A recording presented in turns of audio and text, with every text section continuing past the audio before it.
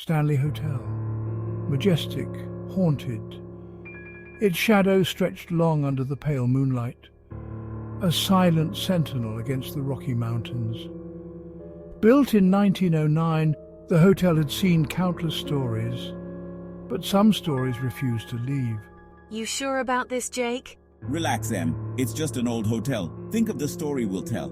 He pushed open the heavy oak doors, their groan echoing in the silence.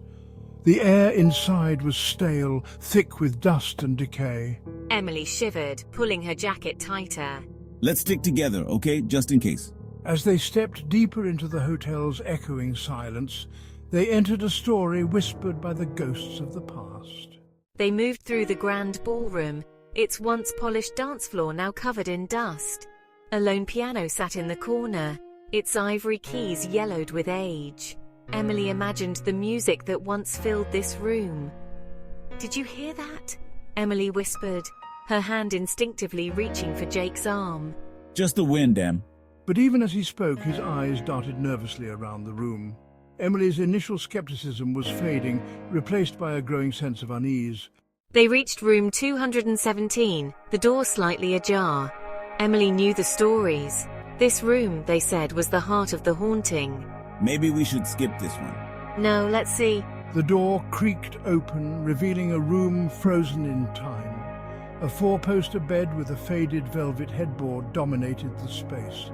Emily stepped inside, her breath catching in her throat. Suddenly, the fire in the hearth sputtered and died, plunging the room into darkness. Panic flared in my chest. "Jake!" I called out, my voice trembling. There was no answer, only the sound of my own ragged breathing. Then I heard it, the faintest melody drifting from the ballroom. It was a melancholic waltz, played with an ethereal touch on the old piano. Driven by a mixture of fear and curiosity, I made my way back toward the ballroom. As I got closer, the music grew louder, filling the empty hall with its mournful tune.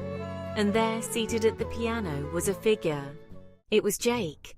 He was bathed in the green light, his back to me, his fingers moving over the keys. "Jake," I whispered, my voice trembling.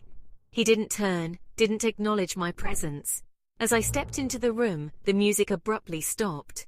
The green light vanished, plunging the ballroom back into darkness. "Jake!" I called out again, my voice echoing in the sudden silence. I stumbled forward, my hand outstretched, reaching for him in the darkness. My fingers closed around air. He was gone. I ran, my heart pounding, my breath catching in my throat. I burst out of the Stanley Hotel into the cold night air. The moon, hidden behind a veil of clouds, offered no comfort. Suddenly, a hand clamped down on my shoulder and a familiar voice said, "Emily, what's wrong? What happened in there?" It was me, Jake, my face etched with concern. "It's you! I saw you in the ballroom playing the piano." "Playing the piano? Jake, I don't know how to play."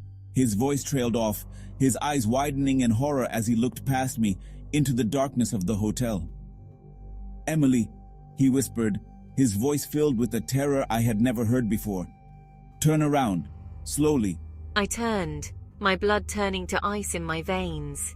Standing in the doorway of the Stanley Hotel, bathed in an eerie green light, was a figure.